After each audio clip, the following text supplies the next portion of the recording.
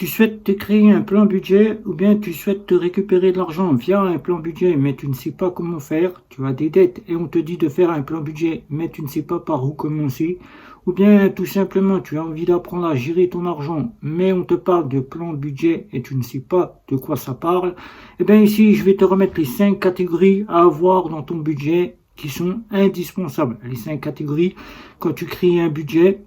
Il va falloir que tu aies cela si tu le fais par toi-même, si tu ne prends pas part d'un budgétaire.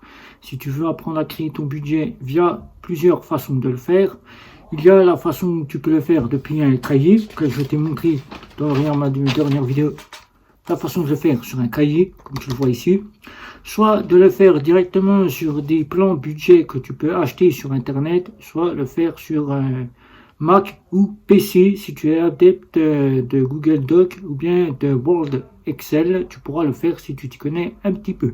Eh bien, nous allons voir ces 5 catégories à avoir directement dans ton budget, lesquelles ils sont indispensables. Ces 5 catégories, tu vas voir que c'est très simple, tu vas pouvoir créer ton budget tout seul sans avoir besoin d'un budgétaire. C'est parti.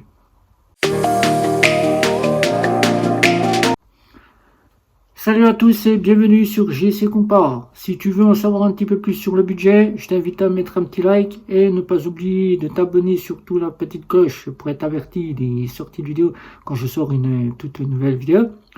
Quand tu souhaites te mettre en place un budget, un plan budget est primordial. Il faut savoir que si tu ne fais pas un plan budget, ton budget, tu ne vas pas pouvoir le gérer correctement. Tu vas faire tout et n'importe quoi, pensant que tu vas faire des économies. Et un plan budget, toi qui as envie de te récupérer de l'argent ou bien qui a des dettes et qu'on te dit de faire un plan budget, ou bien que tu souhaites simplement apprendre à gérer ton argent, sache que le plan budget, ce n'est pas fait que pour ceux qui ont des dettes. C'est fait pour tous, c'est un plan budget à tous qui est ouvert, auquel tu peux dès maintenant apprendre à faire ce plan budget. Pour faire ce plan budget, je te montre le plan 0 ici, auquel tu mets sur pause la vidéo et tu pourras prendre le petit modèle si tu souhaites le faire. Ou si tu souhaites avoir le plan budget, moi je te remets celui que je t'offre directement en dessous dans cette vidéo. Tu me demandes, je te fais un petit lien et tu as le plan budget 0. Si tu souhaites avoir le plan budget façon carnet, eh ben, tu peux le faire directement et je te mettrai un petit lien auquel directement on se contacte et je pourrai te remettre le plan budget sur cahier. Tu peux le faire sur PC ou bien sur Mac si tu es adepte de Word, Excel ou de Google Doc qui sont totalement gratuits et auxquels tu as quelques options auxquelles tu pourras apprendre à faire ton plan budget. Alors ces 5 catégories, nous allons les voir ensemble, elles sont indispensables dans ton budget. Quand tu vas créer ton budget soit sur un cahier, soit sur une partie de plan budget que tu auras acheté directement sur Internet, auquel tu pourras acheter des fiches plan budget, ou bien que tu auras directement pris part sur un point de Word, Excel ou de Google Doc, ou bien que tu auras fait sur ta tablette avec les mêmes logiciels Google Doc ou Word Excel, ou bien que tu auras fait sur un carnet, ou bien que tu auras fait sur ton smartphone. Tu pourras le faire aussi. Et bien directement ces 5 catégories, nous allons les voir, c'est indispensable pour bien créer tes parties auxquelles tu vas pouvoir placer tes budgets. On s'y voit tout de suite, c'est parti. Voici donc les 5 catégories que j'ai relevées directement pour toi qu'il faut que tu aies quand tu crées ton propre budget, que tu vas faire ton plan budget par toi-même seul.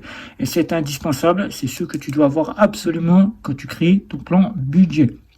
Alors, c'est très simple, un plan budget, je t'ai montré le plan 0, que tu peux prendre un modèle auquel tu pourras créer à partir de ces 5 catégories qu'il faudra que tu aies absolument dans ton budget et auquel il faudra que tu t'y fasses chaque mois. C'est vrai qu'à la première partie, ça va être très difficile, mais au bout de 3 voire 4 mois, ça sera plus facile pour toi, tu vas y prendre goût et tu ne te passeras plus de ce fameux budget, auquel ton plan budget, tu vas quasiment tous les mois t'y mettre sans même te rendre compte. Tu vas avoir 6 plans par toi-même que tu auras fait, que tu pourras imprimer si tu le fais depuis Le Mac, si tu le fais depuis ton PC, tu pourras les imprimer et en sortir des fiches autant que tu en veux pour que tu puisses faire ton budget toi-même. Alors, ces 5 catégories, comme tu le vois ici, 5 catégories à avoir dans ton budget et c'est indispensable. Je mets bien indispensable et je le souligne ici. Car sinon, si tu fais un plan budget en mettant course, machin et truc du chouette, ça va pas le faire car tu ne pourras pas avoir un plan budget bien catégorisé. Donc, ces 5 catégories sont là pour catégoriser tes dépenses. Alors, la première partie, c'est les charges fixes, comme je t'ai montré dans le budget zéro. Une fois que tu as fait ton revenu, que tu as placé ton revenu, tes parties CAF, si tu as de la CAF, ou la prime pour l'emploi de la CAF, ou bien que tu as quasiment la AH, que tu es avec une partie de la AH, et le restant de ton point qui reste sur ton compte en banque, le restant de l'argent, eh ben, il faut placer les charges fixes. Il faut que tu te fasses une petite colonne directement avec les charges fixes. Les charges fixes, c'est le loyer, les assurances, le téléphone, le transport pour si tu prends le bus, le train, si tu prends le tram, et les abonnements, tout ce qui est abonnement que tu utilises, ça veut dire les abonnements Netflix, Amazon, les abonnements de Disney+, Spotify, Amazon Prime Music, etc., etc. Là, c'est la première partie que tu dois faire, que tu devras mettre soit en dessous de ton revenu, soit que tu devras mettre à côté de ton revenu pour que tu aies tes charges fixes. C'est tout ce que tu payes dans tes factures, tes abonnements et tout ce que tu payes en transport et tout ce que tu payes là. Ensuite, la deuxième partie, ça, c'est les frais variables, c'est les charges variables, c'est les frais fixes. Après les frais fixes, c'est les charges variables. Donc les charges, on va pas parler de charges, on va parler des dépenses variables plutôt. Ça sera plus le terme que tu vas comprendre. Donc dans les dépenses variables, normalement, tu as tout tes dépenses que tu fais quotidiennement. Là, ici, il suffira de mettre tes courses, les courses directement.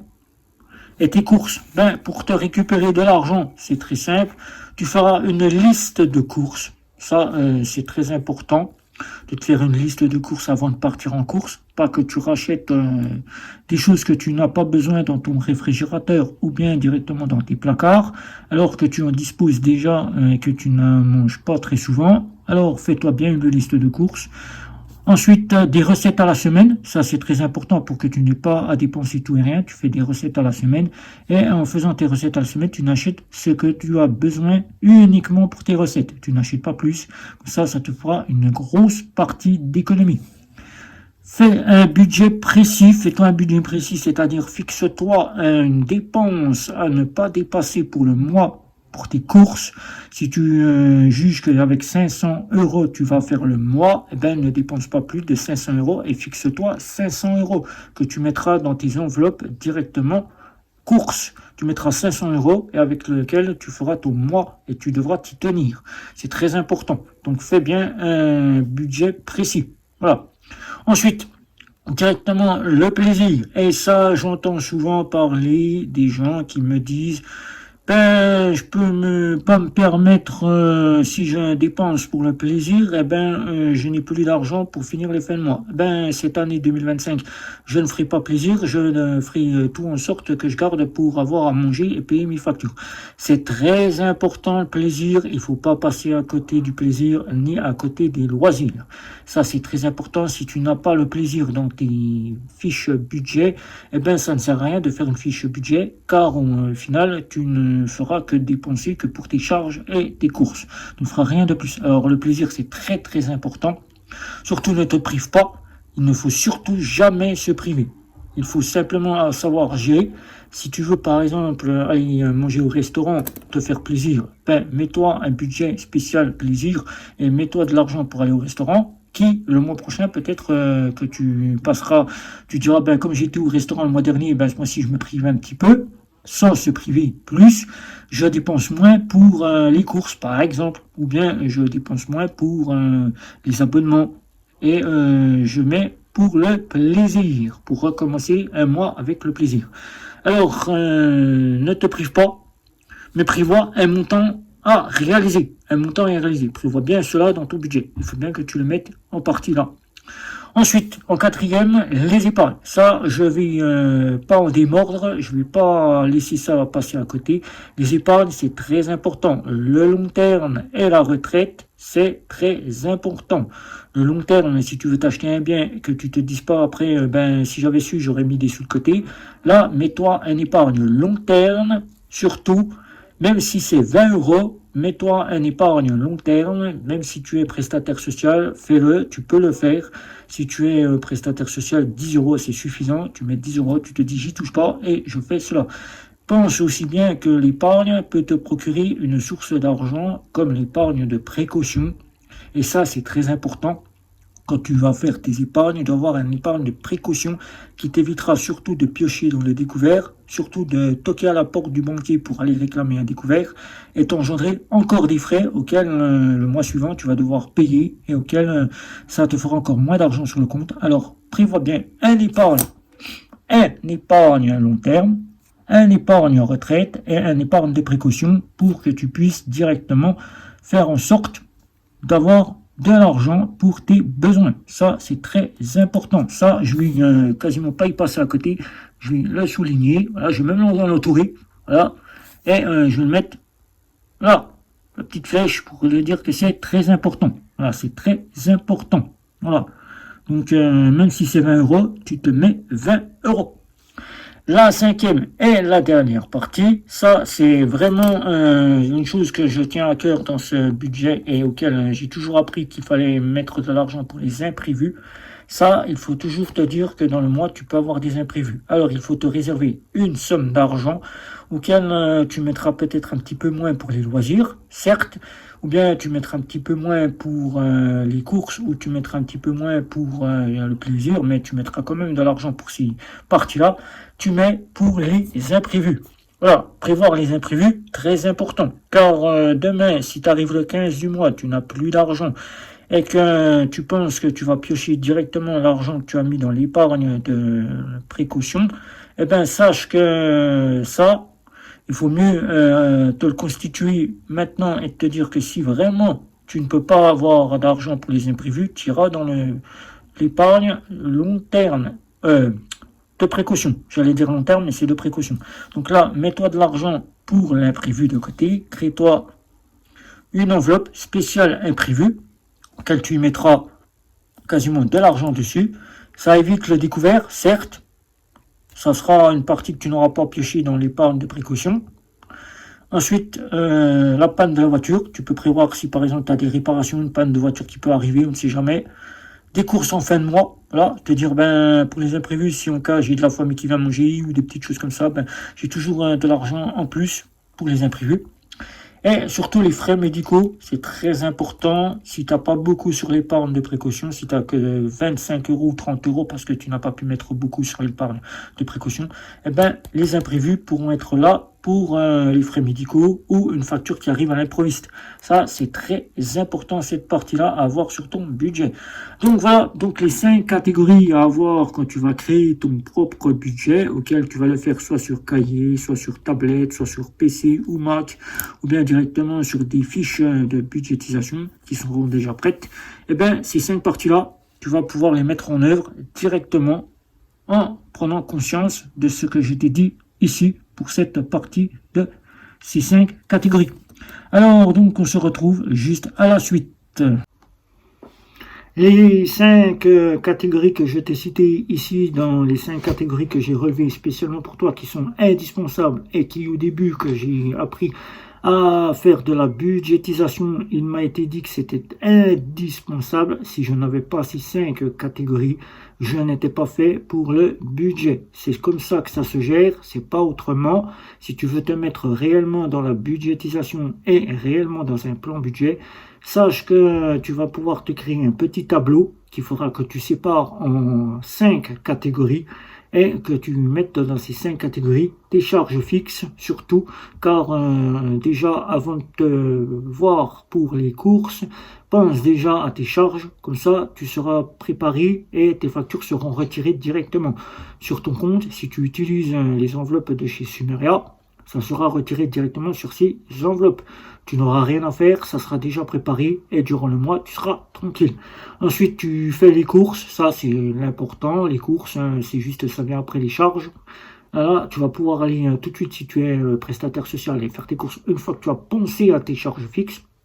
Le plaisir, ça, j'en démordrai pas. On va pas vivre sans plaisir, car on nous dit maintenant qu'il faut faire des économies, mais ne te prive surtout pas, n'écoute pas ce qu'on te dit, ne te prive surtout pas. Si tu veux t'acheter quelque chose pour te faire plaisir, que tu as envie de te l'acheter, achète-toi-le, mais prévois un budget précis. Voilà, ne va pas dire je me l'achète et tant pis si j'ai pas de sous.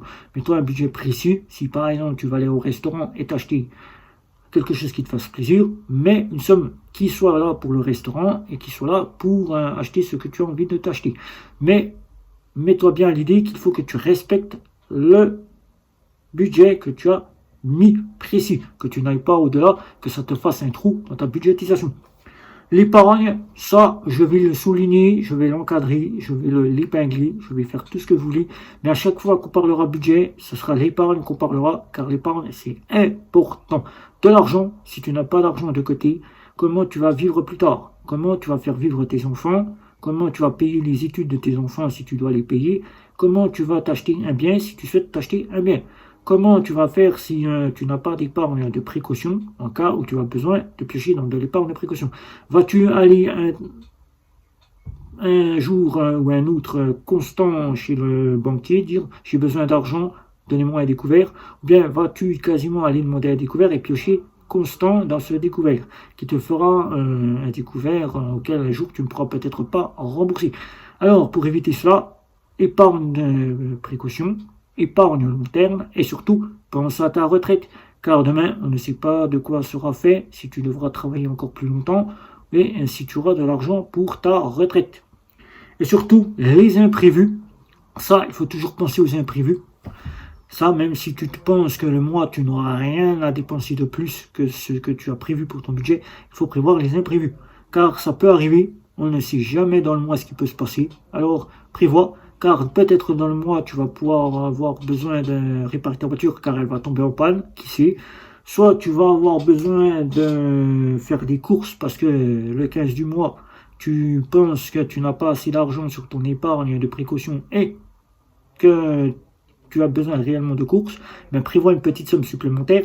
Tu as des gens qui viennent manger chez toi durant le mois, et au moins de l'argent en plus pour les imprévus. Surtout si tu penses qu'une facture peut arriver à l'improviste, que tu n'as que 20 € sur ton livret de précaution, mais de l'argent, prévoit quand même une certaine somme en cas où le besoin serait primordial. Surtout les frais médicaux, car si tu penses qu'avec le livret, l'épargne de précaution, ça te suffira, sache que si tu n'as pas beaucoup d'argent dans le livret de précaution, mieux vaut avoir de l'argent pour les imprévus.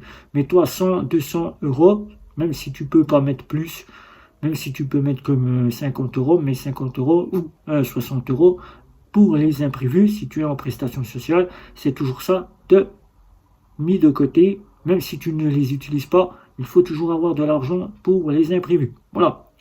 Donc, avec ces 5 catégories, si tu y mets bien ce que je t'ai dit en place dans ces 5 parties que tu vas créer dans ton budget, auquel je te remets ici le budget 0, auquel tu peux prendre modèle dessus, tu pourras directement avoir mis en place ton propre budget seul et apprendre à gérer seul. Mais si tu souhaites l'aide d'un budgétaire, sache que je peux te donner un petit coup de main sur WhatsApp.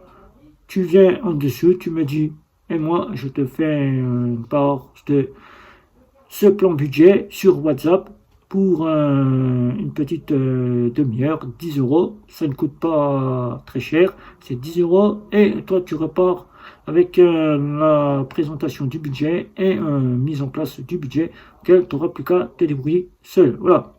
Donc si tu as des questions, encore une fois, c'est comme l'habitude, c'est en dessous du côté de la vidéo.